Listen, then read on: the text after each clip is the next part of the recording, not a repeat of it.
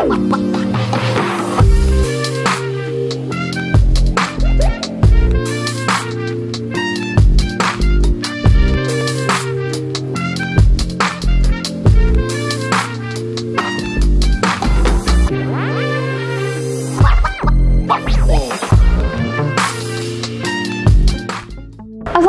warahmatullahi wabarakatuh, sahabat Masa Kini, kembali lagi bersama saya Putri Zidni di Masa Kini Talks. Nah, hari ini kita akan berbincang dengan Bang Fahri, yaitu Ketua Tim Pemasaran dari Wiasaloka. Benar. Apa sih Wiasaloka? Langsung aja akan dijelaskan oleh Bang Fahri sendiri. Assalamualaikum Bang Fahri. Waalaikumsalam. Apa Terima kabar? kasih, Alhamdulillah sehat. Sehat ya? Sehat. Di tengah pandemi ini alhamdulillah masih sehat ya Bang ya? Tetap penting jaga prokes. Yang penting jaga prokes. Oke Bang, apa sih Wiasaloka? Mungkin sahabat Masa Kini ini udah penasaran ini.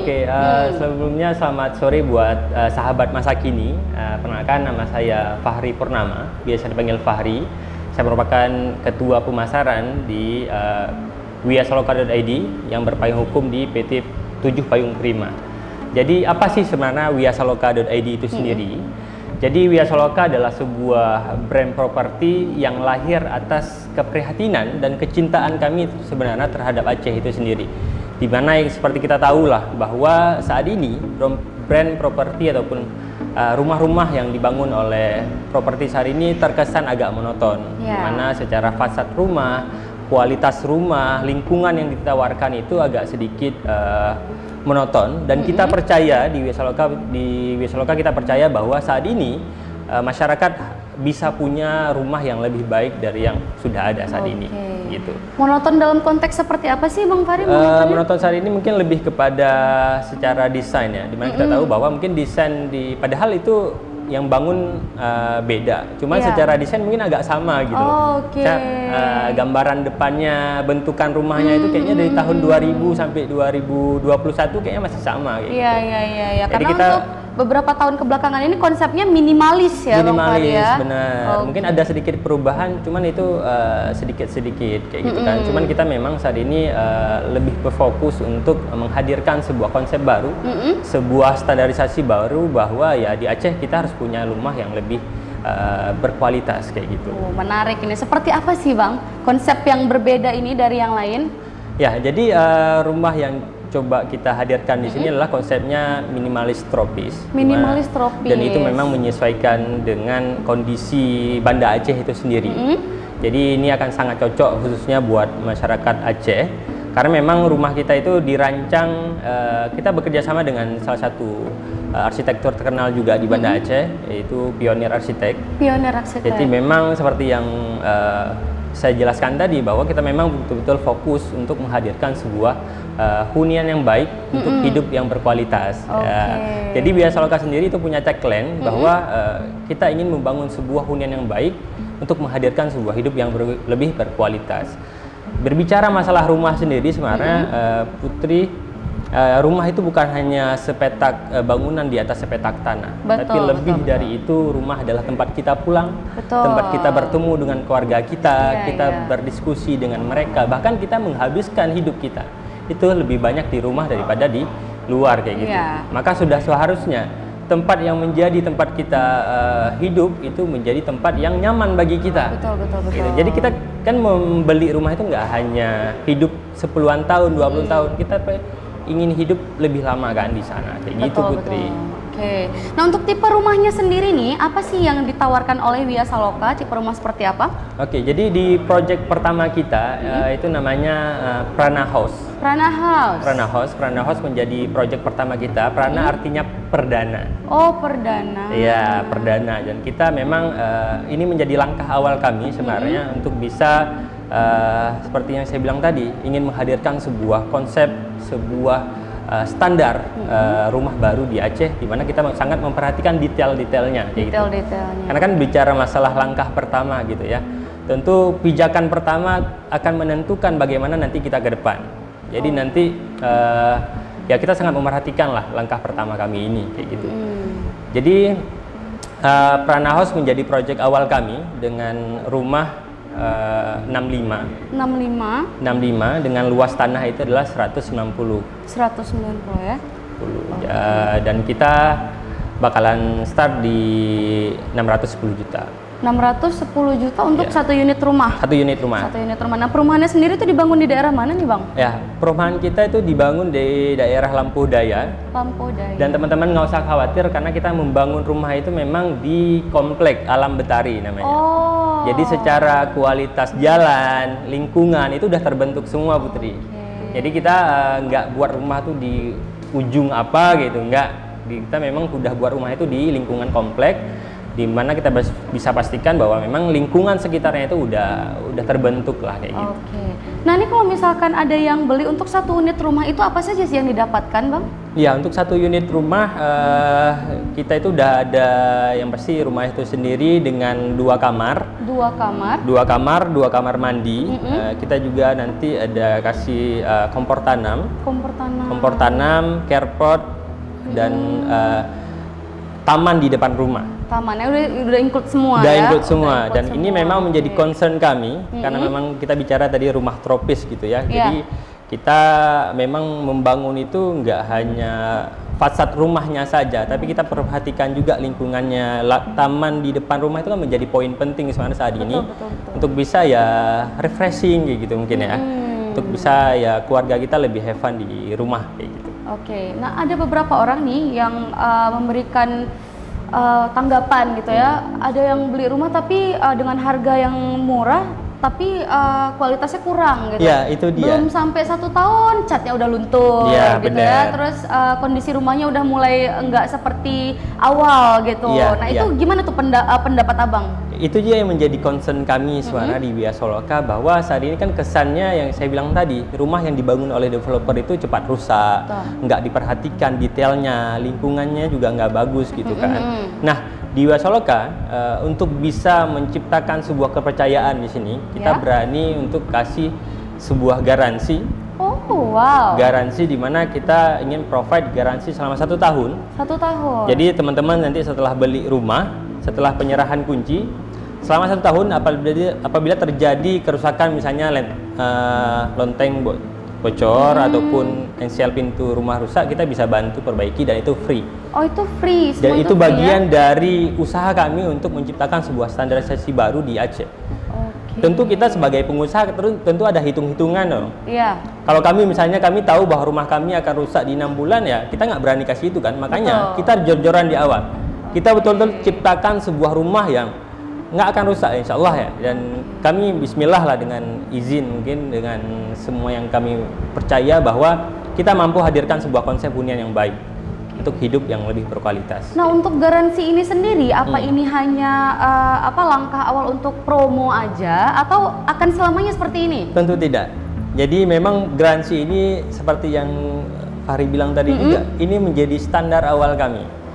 Prana House apapun yang teman-teman dapat nanti di Prana House dan itu akan menjadi standar. Jadi nggak hanya di Prana House saja, proyek-proyek kita yang lain juga akan mengikuti si Prana House ini. Jadi ketika kita membentuk sebuah standar yang baru di Prana House, itu akan ikut kayak gitu loh. Di setiap proyek yang kita bangun, minimal standarnya itu seperti Prana House, bahkan kita terchallenge untuk membuat yang lebih baik lagi tentunya ke depan kayak gitu. Oke. Ada satu hal yang Putri penasaran ini ya. Biasanya kan kalau misalkan developer rumah itu rata-rata memang rumahnya itu kan sama rata ya, dari mulai pagar, pintu bentuknya sama. Kadang-kadang kan orang nih ada yang taste-nya berbeda nih. Kira-kira bisa nggak sih request untuk sesuai dengan selera mereka gitu, bentuk rumahnya seperti apa, atau konsepnya mungkin agak sedikit berbeda dengan yang Via Soloka tawarkan gitu? Oke, mungkin secara konsep, secara fasad rumah kita nggak bisa fasad. Ya? Dalam artian memang di sini kita ingin menciptakan sebuah, karena kita kan ngedesain ini memang betul-betul kayak gitu. Saya yang teman dapatkan juga insya Allah puas lah. Teman-teman nggak perlu ubah itu, tapi memang udah cantik kayak gitu loh. Tapi misalnya ada perlu perbaikan di dalam ataupun di belakang, kita bisa bantu provide.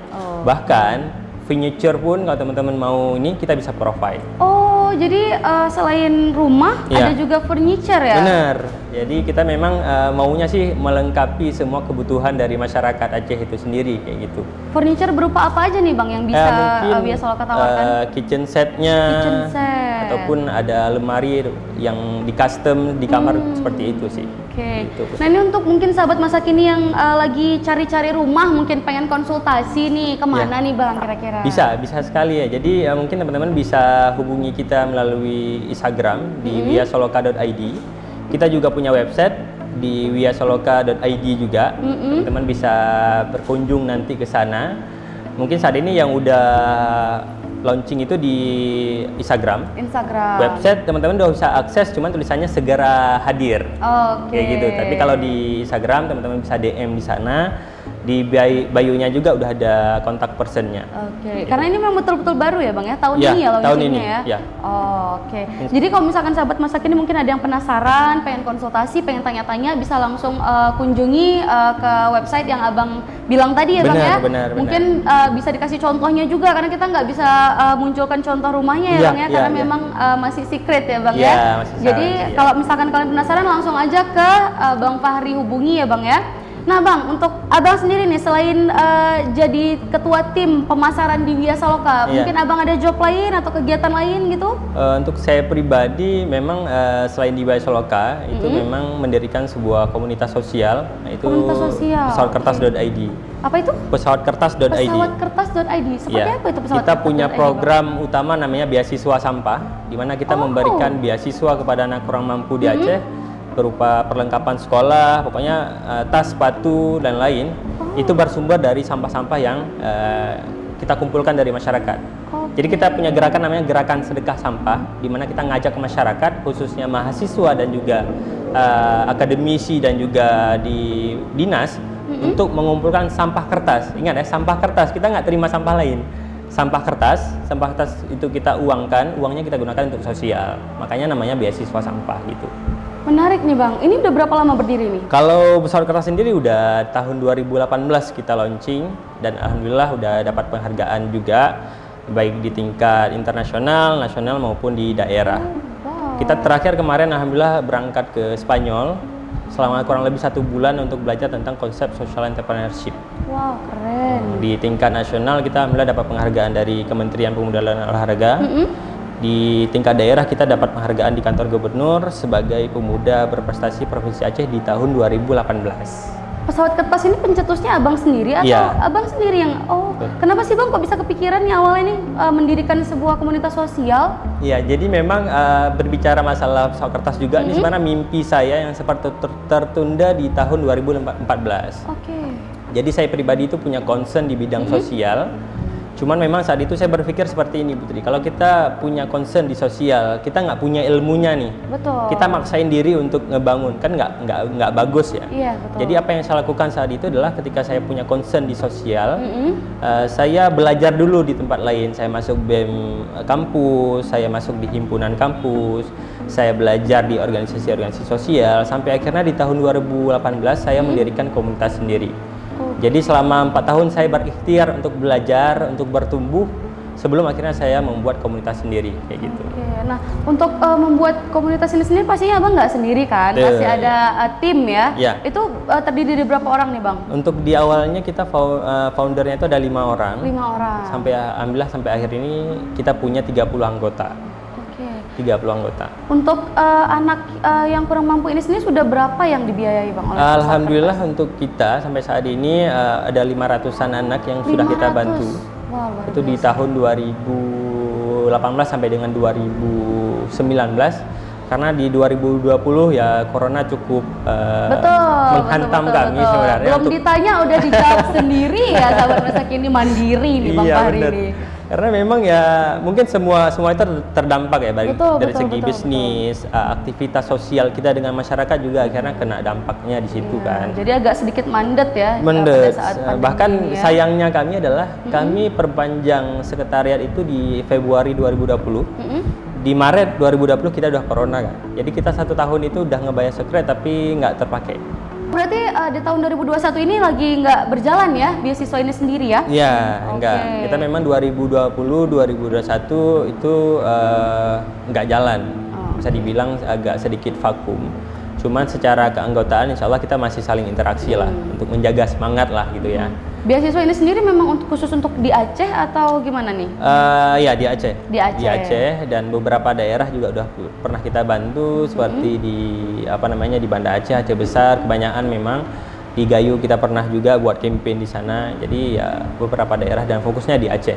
Dan ini merupakan komunitasnya anak Aceh juga. Karena ada yang nanya, ini komunitas pusat ya yang diriin istilahnya cabang di Banda Aceh? Enggak. Foundernya orang Aceh, anggotanya orang Aceh, dan kita memang hadir untuk Aceh. Luar biasa, banyak sekali anak-anak berprestasi ternyata di Aceh ini ya.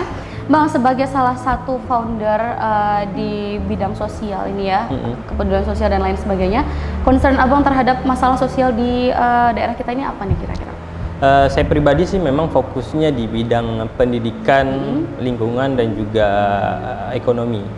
Dalam artian saya punya keyakinan bahwa akar dari sebuah masalah dari satu daerah sebenarnya di tiga itu, khususnya di concern di bidang pendidikan dan juga ekonomi. Kenapa ini saya bilang ini punya sebuah keterikatan? Gitu. Seringkali misalnya ketika kita jumpa sama adik kita di daerah, kalau ekonominya rendah, pendidikannya ikut rendah juga dong. Betul. Ketika dia pendidikannya rendah, ekonominya juga rendah dong. Betul. Jadi ibarat lingkaran setan yang terus berputar di dalamnya gitu. Jadi kita harus putuskan satu mata rantai, apakah itu dari segi pendidikannya maupun ekonominya. Pendidikannya kita profit lewat anak-anaknya, sedangkan ekonominya kita bisa bantu ibu-ibunya. Bagaimana nanti kita support secara community development, membangun sebuah bisnis dalam sebuah perdesaan kayak gitu. Makanya sekarang juga alhamdulillah saya saat ini tinggal di Kampung Lubuk Sukun, desa wisata kayak gitu kan. Saya masuk di bidang wisatanya juga dengan harapan bahwa secara potensi kita ada, cuman memang secara pengemasannya agak sedikit belum terpublish secara manual kayak gitu kan. Makanya saya terjun ke sana dengan ikhtiar bahwa insya Allah bisa memajukan desa lewat potensi yang dia punya, itu wisata kayak gitu. Oke, mungkin Abang ada sedikit himbauan buat sahabat masa kini terkait hal apapun mungkin? Ya mungkin buat teman-teman pemuda, apapun background teman-teman, teruslah bersemangat untuk menciptakan perubahan melalui karya masing-masing, melalui bidang masing-masing, karena kita percaya bahwa Aceh ini, Indonesia bahkan khususnya, saya jadi ingat satu quotes dari Bung Hatta. Jadi Bung Hatta pernah bilang bahwa Indonesia nggak akan terang hanya karena satu obor besar di Jakarta. Tapi Indonesia akan terang melalui lilin-lilin kecil yang kita nyalakan dari daerah. Bisa Putri bayangkan mungkin satu obor besar di Jakarta itu nggak akan menyinari semua Indonesia kan? Cuma di Jakarta dan sekelilingnya aja. Tapi ketika kita nyalakan lilin misalnya, kecil dia memang. Tapi ketika lilin itu muncul dari Sabang sampai Merauke, Indonesia akan bercahaya. Gitu. Jadi lakukan perubahan sesuai dengan masing-masing. Kita bisa melakukan perubahan dari yang kita punya. Kayak gitu. Nggak harus jadi orang juga. Cukup jadi diri sendiri dan ciptakan perubahan dari itu. Wih, keren, luar biasa. Nah, sahabat masa kini, berakhirlah kata-kata dari Bang Fahri ini, berakhir juga nih Bang perbincangan kita di Masa Kini Talks, nggak kerasa ya. Ternyata udah habis gitu masa perbincangan kita. Kita akan kembali lagi di next episode di Masa Kini Talks bersama saya Putri Zidni, pamit undur diri. Assalamualaikum warahmatullahi wabarakatuh.